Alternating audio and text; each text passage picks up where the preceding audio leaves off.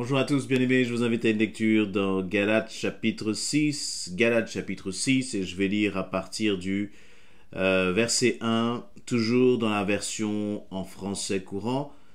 Frères et sœurs, si quelqu'un vient à être pris en faute, vous qui avez l'Esprit de Dieu, ramenez-le dans le droit chemin, mais faites preuve de douceur à son égard. Et prenez bien garde, chacun de vous, de ne pas vous laisser surprendre par l'épreuve, vous aussi. Aidez-vous les uns les autres à porter vos fardeaux, vous obéirez ainsi à la loi du Christ. Si quelqu'un pense être important alors qu'il n'est rien, il se trompe lui-même, que chacun examine sa propre conduite. Et s'il peut en être fier, il le sera alors par rapport à lui seul, et non en se comparant avec autrui, car chacun portera sa propre charge. Amen. Dans ce passage, l'apôtre Paul va commencer par deux termes importants.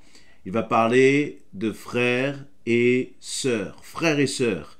Et pourquoi ces deux termes-là sont importants, particulièrement dans ce chapitre, dans ce début de chapitre? Eh bien, Paul va donner l'attitude à avoir lorsque un frère, une sœur dans l'Église va pécher, va mal se comporter. Premièrement, eh bien, nous devons et nous pouvons constater que cela peut arriver. Et lorsque je dis que cela peut arriver, ça peut être moi, ça peut être un membre, un frère, une sœur, ça peut être toi aussi. Un jour, nous ne savons pas les choses par lesquelles demain nous pouvons passer. Personne ne peut dire « je ne tomberai jamais ». Personne ne peut dire cela. Mais quoi qu'il en soit, nous devons être tous des ambassadeurs de grâce, des ambassadeurs d'amour. Et Paul va dire, si quelqu'un vient être pris en faute, vous qui avez l'esprit, ramenez-le dans le droit chemin. Ramener dans le droit chemin, c'est-à-dire, c'est ne pas être dans le compromis avec quelqu'un qui aurait péché. Ce n'est pas flatter le péché, ce n'est pas, mais c'est dénoncer le péché et corriger, voyez, redresser, ramener dans le droit chemin, c'est-à-dire que la personne était sur un chemin qui était peut-être tordu, et il va falloir prendre le temps de redresser ce chemin, redresser peut-être cette personne sur ce chemin de perdition sur lequel elle était. Et je crois que c'est important, premièrement, de savoir corriger, mais de se laisser aussi corriger lorsque nous fautons, lorsque nous agissons mal, lorsque peut-être nous nous trompons. Et il faut avoir un cœur humble pour se laisser corriger. Et celui qui corrige doit avoir un cœur d'amour. Et Paul va dire, mais faites preuve de douceur à son égard. Et donc, il dit, mais il faut reprendre, il faut corriger, mais il faut le faire avec douceur. Il faut le faire avec amour.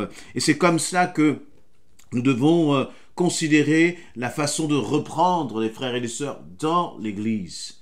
Voyez, l'Église n'est pas un lieu d'hommes et de femmes parfaits au sens de qui ne font jamais de fautes, qui ne font jamais d'erreurs. Nous sommes parfaits par le sang précieux de Jésus-Christ. Mais si c'était par notre attitude, nous ne sommes pas parfaits. Je ne suis pas parfait, tu n'es pas parfait. Et nous devons parfois aussi accepter que dans l'Église, il y a donc cette manifestation de nos imperfections aux uns et aux autres. Mais nous ne devons pas banaliser cela. Nous ne devons pas considérer que ce n'est pas grave. Je crois que le péché est grave. Le péché est toujours grave. Il a des conséquences qui sont plus ou moins graves selon le péché qui a été commis. Un meurtre n'est pas la même chose que de voler un bonbon, bien sûr, mais devant le Seigneur, c'est péché. Et devant le Seigneur, eh bien, cela nous met en faute à son égard et a besoin d'être repris. Et là, à travers cela, lorsque Paul dit « ramenez-le dans le droit chemin », mais en faisant preuve de douceur à son égard, il y a une dimension d'équilibre. Il y a une dimension justement d'amour et d'équilibre dans la façon dont on va reprendre les frères et les sœurs.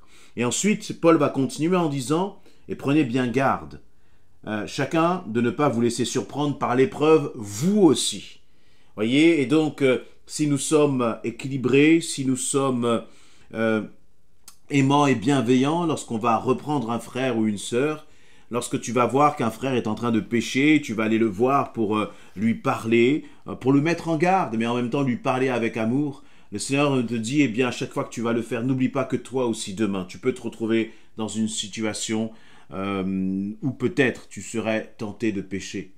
Et un autre point qui est important, c'est que laisser faire, le péché, ce n'est pas aimer.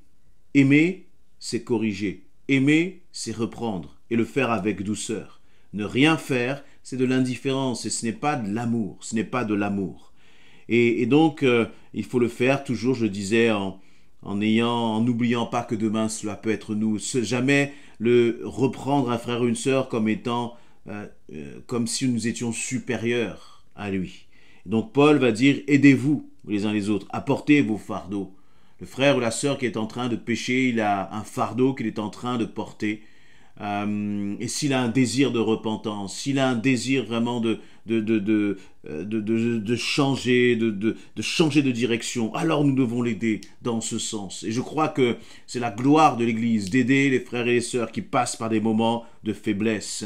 C'est la gloire de l'Église de pouvoir encourager un frère ou une sœur qui passe par un temps de faiblesse. Et l'Église doit être un lieu où ceux qui passent par des temps justement de faiblesse, par peut-être qu'ils se sont même éloignés spirituellement, puissent se dire, mais je sais que dans cette église, je peux revenir, je ne serai pas jugé, mais je serai encouragé, je serai repris avec amour et avec douceur. Et nous devons créer cette atmosphère, justement, une atmosphère de grâce, comme le Seigneur nous a fait grâce. Encore une fois, une atmosphère de grâce n'est pas une atmosphère de compromis. C'est une vie d'église où on dit les choses clairement, dans la vérité, mais avec amour. Paul va au verset 2 continuer en disant « Aidez-vous les uns les autres, apportez vos fardeaux, vous obéirez ainsi à la loi de Christ. » Troisième verset, si quelqu'un pense être important alors qu'il n'est rien, il se trompe lui-même. Il se trompe lui-même. Et là aussi, nous devons faire attention que les fautes de nos frères et de nos sœurs ne soient pas des prétextes pour nous, pour critiquer, ne soient pas un prétexte pour nous, pour rabaisser l'autre et d'une certaine façon, nous gonfler d'orgueil et comme nous élever au-dessus de l'autre. Les fautes et les erreurs de l'autre ne doivent pas être comme des escabeaux sur lesquels nous allons pouvoir monter pour nous sentir plus grands et plus forts et plus saints ou je ne sais quoi d'autre. Mais ce doit être plutôt des occasions de nous mettre en garde contre nous-mêmes, parce que notre chair est faible, et ça c'est une réalité pour chacun d'entre nous. Mais l'Esprit de Dieu qui vit en nous est bien plus fort que notre chair si nous prenons le temps justement de soigner notre intimité, de soigner notre vie de l'Esprit.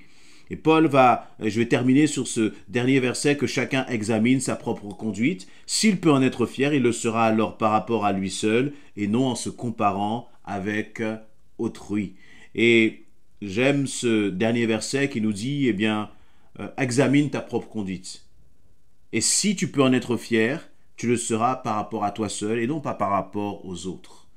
C'est intéressant de voir que Paul nous dit, examine un peu ta marche avec le Seigneur, examine un peu ton parcours, regarde, est-ce que tu as grandi dans le Seigneur? Est-ce que tu as grandi en Christ? Est-ce que tu as grandi dans ton amour pour Christ? Malgré les épreuves, malgré les difficultés, est-ce que tu as grandi dans ton amour pour tes frères et tes sœurs, pour tes frères et tes sœurs en Christ? Est-ce que tu as grandi dans ton amour pour ton Église? Eh bien, si c'est le cas, Paul le dit, tu peux en être fier. Parce que oui, je crois qu'il faut aussi dire merci au Seigneur pour les progrès qui ont été effectués dans nos vies. Merci au Seigneur parce que tu m'as permis d'avancer avec toi. Merci au Seigneur parce que tu m'as permis de grandir dans ma foi, dans mon amour pour toi. Et je crois que cela aussi, il faut savoir s'en réjouir. Il faut savoir se réjouir des victoires de Christ dans nos vies. Mais ces victoires ne doivent jamais être en comparaison aux autres. Ça ne doit jamais être, Seigneur, je prie beaucoup plus que les autres. Merci, Seigneur. Ça, c'est de l'orgueil. Et Dieu n'est pas d'accord avec cela. Et Dieu nous demande, en fait, à travers ce passage-là, de se comparer non pas aux autres, mais de se comparer à nous-mêmes. Parce que, j'aime à le dire, notre pire ennemi, c'est nous-mêmes. Mon pire ennemi, c'est moi. Mon pire ennemi, c'est ma chair. Et je n'ai pas à lutter contre les autres, mais j'ai à lutter contre ma propre chair. J'ai à lutter contre ma propre insouciance, ma propre paresse spirituelle. J'ai à lutter contre mes propres penchants. Mais les autres ne sont pas mon ennemi. C'est moi mon ennemi. C'est moi celui auquel je dois renoncer chaque jour. C'est contre moi que je dois dire chaque jour, ce n'est plus moi qui vis, mais c'est Christ qui vit en moi, comme disait l'apôtre Paul. Soyez bénis et encouragés par ces quelques paroles et si le Seigneur, eh bien, si vous voyez quelque chose dans votre église, là où vous vous trouvez, qui peut-être ne glorifie pas le Seigneur, une attitude qui ne glorifie pas le Seigneur, alors soyez un instrument entre les mains du Seigneur, afin que celui peut-être qui agit mal, eh bien, puisse être repris pour son salut, pour sa marche spirituelle. Soyez des instruments entre les mains du Seigneur et que les fautes des autres ne soient pas pour nous des prétextes à critiquer, à rabaisser et puis finalement à salir le corps de Christ parfois par nos propres paroles. Soyez encouragés, soyons des frères et des sœurs, comme Paul le dit dans le verset 1 de ce chapitre 6. Amen.